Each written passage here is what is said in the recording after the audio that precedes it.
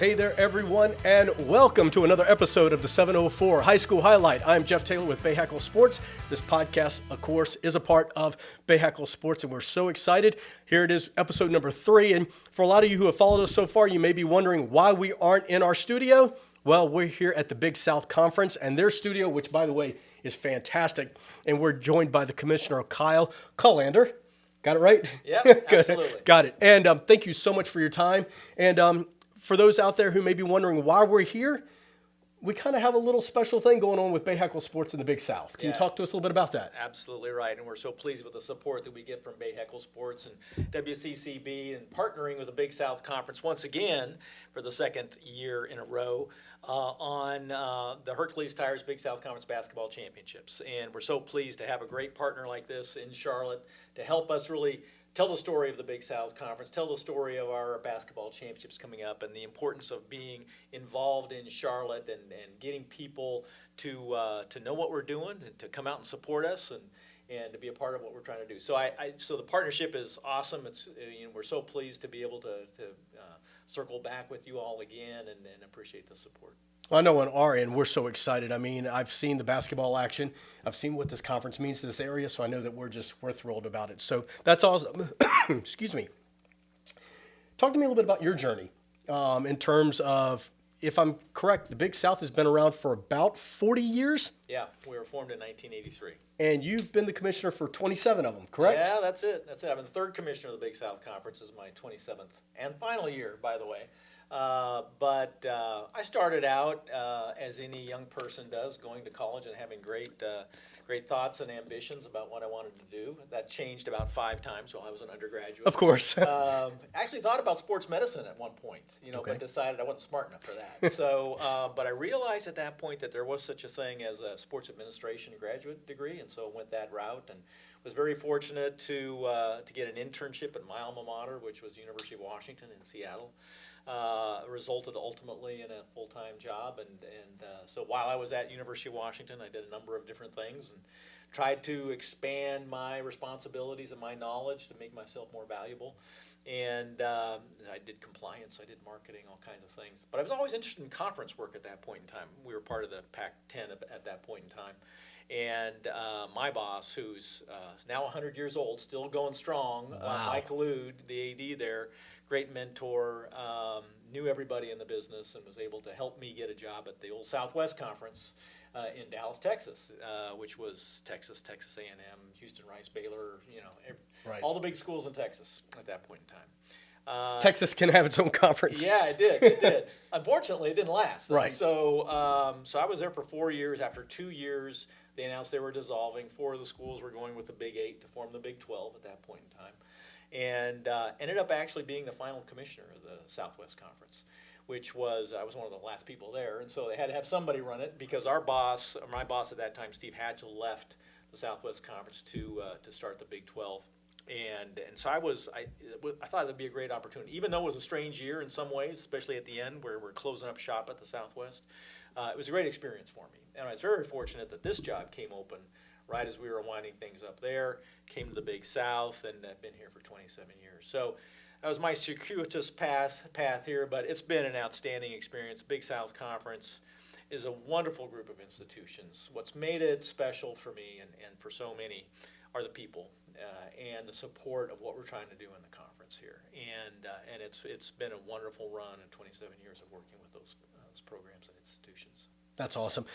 When you talk about your 27 years, and I've lived in Charlotte for 23 now, just the changes that have occurred across the skyline of Charlotte and the sports scene in Charlotte, but the Big South itself. Can you talk about just some of those changes that you've seen over your years? Sure. Yeah. I mean, it's the changes just in the last 5 years are pretty stunning. But when I came, actually the day I interviewed for this job, we had only 6 schools that were committed to the Big South Conference at that point in time. And in fact, UMBC, which was a member at that point, announced they were leaving. So UNCG had already announced they were leaving. UMBC announced they were leaving. And so membership has always been an agenda item for us. Right. And it's just the nature of Division I sports. I mean, I experienced that obviously in the Southwest Conference. So Right. it's just, if you're going to be in Division I, you're going to see movement, you see realignment, and that's kind of been part of the deal. So, so that was number one charge. The second charge was generating revenue and helping to support our institutions. And so we've done that over the years. We feel really good about where what we've done in terms of membership and growing and adjusting to the marketplace out there, as it were, and feel like we've really built something special, real solid, and providing the opportunities for our student athletes, because that ultimately is what it's all about. So feel good. We're one of the few conferences that is a bus league. And I use that as a term of endearment, right? Because you're saving so much money, you're saving so much in missed class time. You're building rivalries because you got schools that are in the same geographic footprint. Fans can travel easily to the different locations, and so it's really been something that I say it's built to last, because we're smart about how we've done membership here in the Big South, and our schools are very similar, very similar size, similar resources, and so it's been great to work with in that regard. So we've seen a lot of change, obviously, in the membership front. Seen a lot of change over time, just in terms of technology, revenue, right, opportunities, those kind of things. When I came to the Big South Conference, we didn't have a website. I mean, that's 27 years ago. I mean, it's strange to think that, it was right but you're right. Time, absolutely. Because it was only a couple of years, I think, before that, when I was at the Southwest, I saw the internet for the first time. Right. So, so we went from building a website and having a presence on the internet to starting a streaming program, which we actually tried to start that right around 99, 2000, because there were businesses at that point and they were starting to dabble in video, online streaming, those kind of things. But of course, the .com bubble burst, and so all of that went away. But we kind of recircled, and in 2005, we launched the Big South Network. And we were one of the first conferences to have a network. I think the Big Ten had their network out there. Of course, that was cable. Right. But we were one of the first to do it digitally, and that grew and built, and ultimately it served us well, because we ended up selling that to ESPN when we did our last deal, and taking all our content. They wanted our content for ESPN Plus, which was their new venture. At that point in time in 2018. So that served us really. So the technology is just unbelievable, and then of course, all the changes now with name, image, and likeness, and student athlete empowerment and enhancement, which a lot of that is really good. I think in some cases we've gone too far. So I do worry about it a little bit, but. I was going to ask, and you can feel free to, next question. Yeah. But for me, I have three sons who are 24, 21, and 18. And my 18-year-old played football. But we knew he wasn't really, probably good enough to go to the next level. But some of his friends are. But when you talk about the NIL deal and you talk about the transfer portal, for me as a dad, to see kids who've worked so hard, I don't want to say it's taking away from the purity of the college game, if that makes sense. Yeah. Just your thoughts on the NIL and maybe the transfer portal. Well, I've been a fan for a long time of student athletes being able to monetize in some form their name, image, and likeness. Even back when I was at the University of Washington working in marketing, and we were handing out trading cards of our players and things like that, I'm thinking, it would make some sense for our student athletes to benefit from some of this. So I think I support it in terms of student athletes having that opportunity, because other students can do that. They can go out and sell their name, image, and likeness. Right. Where I get concerned is now we're getting into endorsements, and even though you're not supposed to be utilizing it for inducements and recruiting, it's happening out there. And we knew it would, unless we could really control it. But the problem is that the litigious society we're in now is really handcuffed us in terms of how we're able to generate and create rules and enforce those rules, because every time we turn around, somebody's filing another lawsuit, and conferences in the NCAA are spending millions upon millions upon millions of dollars just to defend themselves. So that's why we've kind of gotten to this place where we're at, and why we're looking for some help from Congress right now, because unless we have some kind of safe harbor, as it were, we have a tough time creating and enforcing rules. So I'm supportive to a point, but to your earlier point, I am very concerned about college athletics and its distinction from professional athletics. Right. And so I think that the thing that has made college special is that it is not pros. It's if you want to make money, if you want to be paid, go to the pros. I have no problem with somebody going from high school to the pros. Go get paid. If you can do it, you can make it, great. But in college, yes, there's a lot of money in it now, and I understand, student athletes' interest in getting more of that, and we want to support them as best we can. We have to carve out a place for us that is different from professional athletics, because that's what makes college special. It does. For me, it's just that purity level. It's just that, it's Saturday afternoons, and and you're right. So it's that fine line, and it's just something that I struggle with, but Yeah. we'll see what happens. A little bit about the transfer portal too. Yeah. Your thoughts on that? We've always been opposed to relaxing the transfer rules. When I say we, the Big South Conference, our membership, to the point where they are now, where there's no loyalty really. There's no developing a program where you can count on the fact that most of your team is going to be coming back, and you can grow to have an upper class led team and program. I mean, when you look at, speaking from the Big South perspective, when you look at underdogs that have been successful, the Cinderellas in the NCAA basketball championships, usually from the smaller programs, they were teams that had upper class leadership. Right. Student athletes had been in the programs for a while. And Five seniors on the floor. Five seniors on the floor. Yeah, those are the ones that were able to go. They were experienced. They know the program. They're able to compete against the big boys and upset a few of them at that level. Now, our best teams, I think 10 of our top 15 players from last year transferred. Right. And some of that was happening before the portal. Sure. I mean, we understood right. that. But now it's just so much easier. And so you're just rebuilding a program every year. I mean, you're seeing teams that are in basketball, they're not even recruiting high school seniors anymore. They are only recruiting transfers. Right. And I just, our schools do such a great job, and our coaches do such a great job in identifying talent, recruiting that talent, bringing them to campus. And some of them are sleepers, diamonds in the rough. Sure. And they're spending a lot of resources to develop those student athletes. And then, so you get them as a freshman, and then they're gone. Right. And so it's just, I don't like that program. I'd like to have more controls around it, but it is what it is at this point. I'm not sure there's any going back. On a better note, in terms of the Big South, we talk about Charlotte, and we talk about North Carolina, and we talk about conferences. People talk about the ACC and the SEC, sure. And even the Sun Belt now a little bit with App State and stuff like that.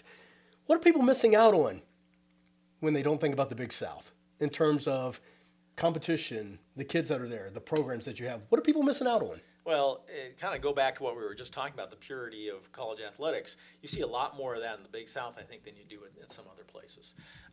Don't get me wrong; we'd all love to have more money to be able to fund our programs, but our kids, yes, they have pro aspirations, but they're also, they also understand where they are, and they are in college to get an education. They are in college to make sure that they are set for life, and we talk about where winners are made in the Big South Conference. And it's not just about winning on the court or on the field, but it's also about winning in the classroom. It's also about winning in the community. It's also about developing our student athletes to be successful in life. So that's what the Big South is about. And I think you have a little bit more of a purity at the Big South and the Big South institutions, because we are really focused on the collegiate experience, and not as much on, how are we going to spend these huge millions of dollars coming in for media contracts, to build putting greens and slides and other things in our locker rooms. It's about those student athletes and the people who support those student athletes to be, successful currently in their college career and successful in life. But don't get me wrong, the level of athletics is really good in the Big South Conference. And, with the Hercules Tires basketball championships coming up, this is high-level Division I basketball. It's March Madness that's in Charlotte. That is the only one this year. The ACC's not in Charlotte. Right. The CIAA isn't in Charlotte. So it's the only basketball champion, Division I men's basketball men's and women's basketball championships that are taking place in Charlotte. And so it's and it's win or go home. And the excitement level is so high, and the athletic achievement is so high. I think last year we had 4 or 5 overtime games. I mean, it was just unbelievable. I think it was.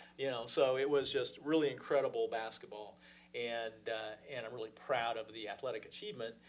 But we're able to have that within the construct of the Big South Conference, and what's really important, which is making sure our student athletes are successful. Let's expand on the basketball championship here a little bit.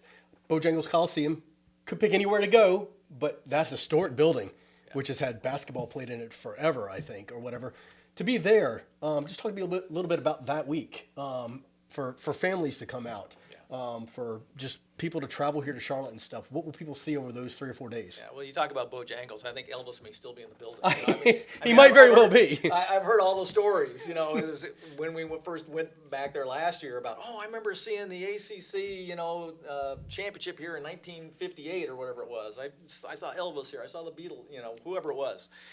Great stories from the building. But they've done a great job upgrading it. It's very modern now. It's a great place to go and watch basketball. So it's an exciting week. It really is. We have both our men's and women's tournaments there at the same time. So we start on March 1st, which is Wednesday, go through March 5th, Sunday for the men's and women's championship games. It's again, high-level basketball.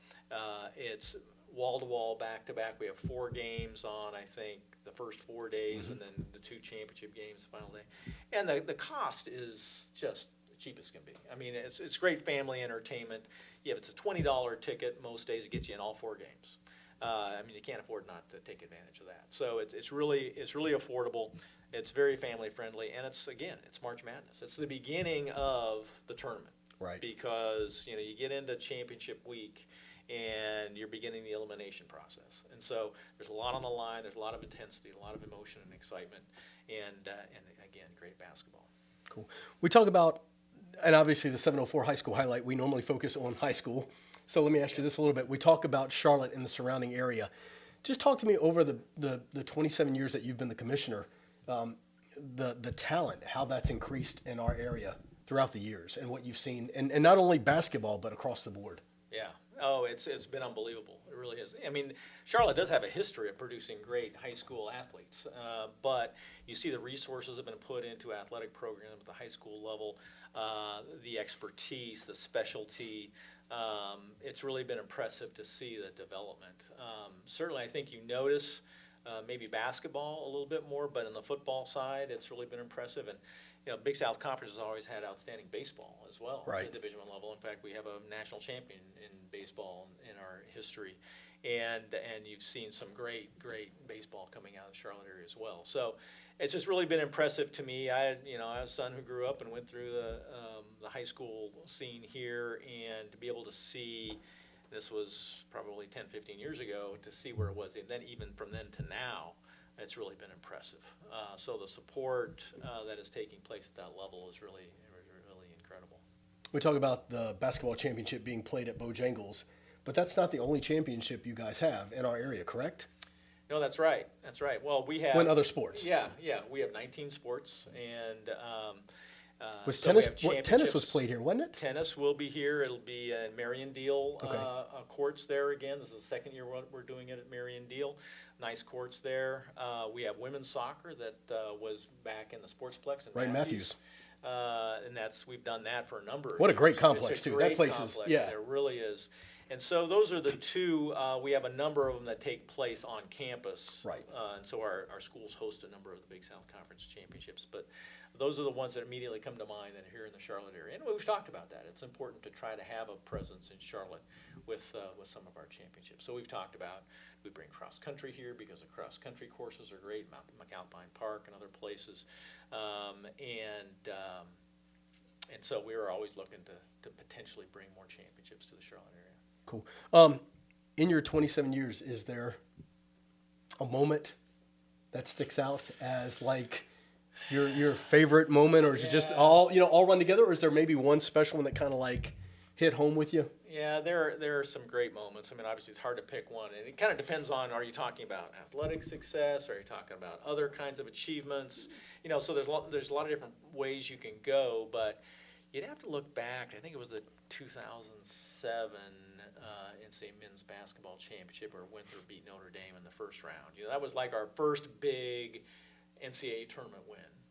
And that was real special because Winthrop they'd been so close. Of course, that was Greg Marshall days, and he had been winning on a regular basis. The year before, they came within a last-second shot by Tennessee to knock them out, and they came back the next year and won that game. So the build-up, for him to build that program and for Winthrop to do a great job with that and then finally break through was a pretty special moment. And then I think it was the year after that, Liberty women went to the Sweet 16. Sweet 16, and which was an awesome run for them. And so that's the first, I think the only time we've had a basketball team achieve the Sweet 16. So if I'm correct, Greg Marshall had some days at Randolph-Macon College. I think that's right. Yeah. I think that's right. So that's where I went to school.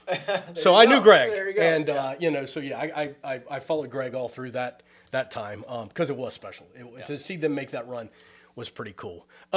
In terms of, we know that this is your last year with the conference. I guess at the end of the day, you've given them all you can. Do you feel like you've left them in the best spot they could be in as a conference? I feel like there's more to do. I'd like to be able to expand our membership a little bit more. I'd like to be able to make some additional achievements through revenue generation and marketing and sponsorship. And we have a strategic plan that is very aggressive. A lot of it's focused around success in basketball, which is why we talk a lot about it and really focus on it. And so we want to try to continue to push and achieve that. So I got 6 months left, and it's really important to keep pushing and keep achieving some things. I do think it's in a good place. I'm really bullish on the Big South and our membership and what we're doing to support each other and support the league. So I feel great about it. It's really hard to think about retiring at this point because we do have so much left to do here and a lot left. But I'm sure we get down to May or June, and it'll be kind of an interesting time at that point. But yeah, I'm excited again. Very excited about the future of the Big South Conference. So we always kind of end our podcast with kind of not a hot topic, but just something that kind of is relevant to today or something. And the Monday night game between the Bills and the Bengals, we saw Damar Hamlin in that situation that went down. And I know as I watched it, first of all, my heart sunk, and I was watching it with my wife, and my kids were texting me going, we're sitting here just kind of trying to take it all in. And, our prayers and thoughts to him and that entire organization, his family, and both everybody who was there who had to watch what went down. In terms of, as the broadcast went on, and kudos to ESPN for how they handled it. Their studio, their sideline, Lisa Salters, it was just unbelievable. As somebody who's been in media for a long time, I go back to when Dale Earnhardt Sr. died and how Fox had to kind of walk through all of that gingerly or something. But as I was on social media, which is a good thing and bad thing, but and even in, the questions were, when's the game going to stop? When are they going to cancel it? When are they just going to say enough's enough? And I knew that they were doing the CPR on him, and I could see Josh Allen and Joe Burrow and all the just the tears from these Warriors. I mean, you knew something was bad, but everybody kept going, call it already, call it already, call it already. As a commissioner of the Big South, and I don't know, and correct me if I'm wrong, like, was Hank Gathers, that wasn't Big South, was it Loyola? No. Okay. No, okay. He was out at it was a West Coast conference. Got it. Okay, cool. But when I think about that and last night, and I think about yourself being a commissioner, there's got to be more to it. I think people are like, let's snap our fingers and call the game. Right. There's got to be a lot more to something like that. You've got 75,000 people in a stadium. You've got a nationally televised game, one of the most important games of the season. You've got 101 things going through your head, I guess. Mm-hmm. Well, you do, and there's a lot of different stakeholders that you got to be concerned about when you're making those kind of decisions. So when it became apparent the severity of the injury, it wasn't really any question in my mind that they wouldn't play the game at that point. I would have been surprised if they did, in spite of what was maybe being discussed at that point in time on the air. And in social media these days, people are looking for immediate decisions and immediate, responses, and it takes time. So you've got the league, you've got the Players Association, you've got the teams, you've got the venue, you've got your television partner, you've got all these people that you've got to make sure you're communicating with. I mean, they probably were all kind of in the same place. I mean, obviously it takes some time to really understand the situation. Grasp what was going on, absolutely. And so the teams, obviously, it was really, as far as I'm concerned, it was really up to how they felt. And when it, became apparent how serious it was, I couldn't imagine they would want to go back out there. So you're trying to communicate with them to understand what they're thinking and feeling. Then you're trying to work through, the NFL can't do anything without NFLPA's approval. Right. So you've got to go through and get that. But you got to begin talking about, and I don't mean to sound callous, because all the focus is and should be on the player and his health and safety. But then you got to be thinking about, okay, what are the ramifications of canceling this game in terms of when might it be played and other things. And you just want to make sure you know what all the consequences are going to be from your action before you get out there publicly. And then you got to make sure that what you're doing, that you're communicating with all these people before you make any kind of public statement. You can't go out there with a public statement without having communicated internally with all the right stakeholders. So it does not surprise me. It took a little time to kind of get to that place and that point, because really it was a good, probably 10 minutes. I mean, how long was he before he was in the hospital? It took a while, to kind of. It was a good 15 minutes really or so before they, right. Yeah, where things were. So it takes time to just communicate and make all those decisions. They did the right thing, no question, but it takes some time to be able to kind of make sure that, again, you've communicated with everybody and before you can go public with the final announcement. Cool. Thanks for your insight there. Thank you for your time, Commissioner. But let's end on a good note. So the basketball tournament is March 1st through 5th. At Bojangles Coliseum. People want tickets, they can go. Go to Ticketmaster through the Bojangles Coliseum. All of our schools are selling tickets, so if you're a fan, have affinity for one of the schools, you can go through the school ticket office as well to buy those. Again, it's very affordable, great family entertainment, $20 for 4 games in a day. I think the ticket book for the entire week is around $100. So you can get all the basketball you want, Division I, March Madness. It's a great experience, great opportunity to be a part of it. Cool. Awesome. Great. Commissioner, Thanks, Jeff. Thanks for your time. And, of course, you can check out Bayhackle Sports. We'll be walking, with them throughout the next couple of months as we lead up to that basketball tournament, the Big South at Bojangles Coliseum. We're looking forward to our relationship with the conference. We're going to do some special things over the next couple of months. So keep up with Bayhackle Sports and WCCB. And until next time, have a great week.